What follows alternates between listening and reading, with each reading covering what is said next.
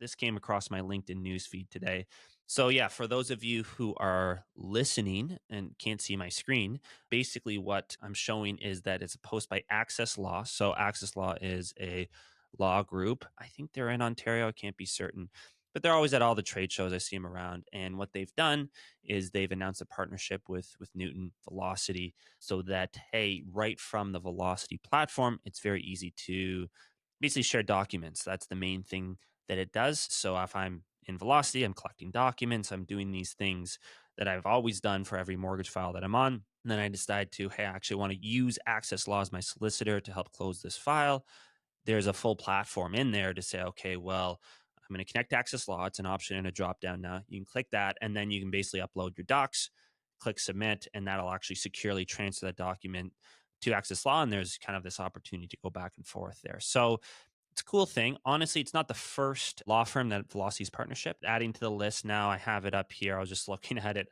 I have my own Velocity account here, so I was just kind of digging through and seeing it. So they had Spagnuolo and Company. That's, I think, BC specifically. Diamond and Diamond. That's a big brand. I've seen it here in Toronto many times. Deeded, which is, I know Reuven very well. I actually had the podcast with him just 2 weeks ago.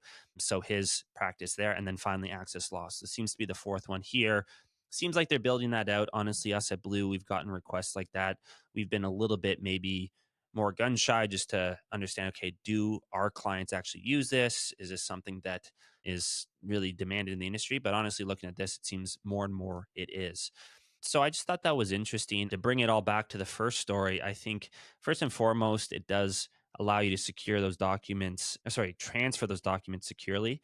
I think it's a bit of a bet to make. I mean, I think it depends on the regulator, but I think the sad truth maybe is that every time you put a document in an email, whether it's to a lender or whether it's to a lawyer, that is the most vulnerable place. And so, is there a future in which the regulator starts to come in and say, hey, none of that? You can't send a document over email. It has to be through secure portals.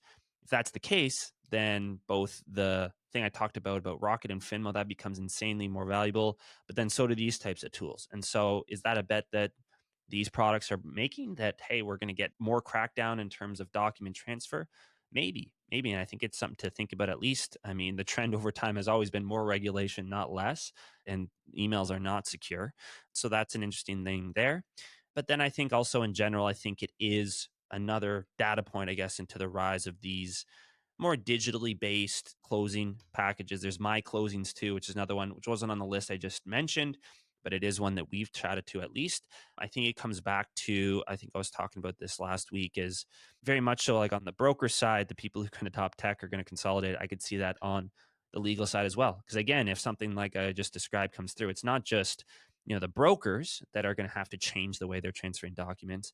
It's going to be law firms as well, right? So if you normally just email some documents to your local law firm, can't do that anymore. You're going to have to adjust, but so are they, right? And so if you really got to close a document, you're going to wait for that local law firm to adjust, or are you just going to go to one of these here, maybe a Deeded, maybe an Axess Law, maybe a Diamond that already has that all set up. You're probably going to do A until at least your local firm gets some sort of digital capability up and running. And so, yeah, I think with the added regulation that might come, we'll see, these types of more online based digital national law firms are going to become more and more popular. And that's just one example, but we are seeing them a lot more for a variety of reasons.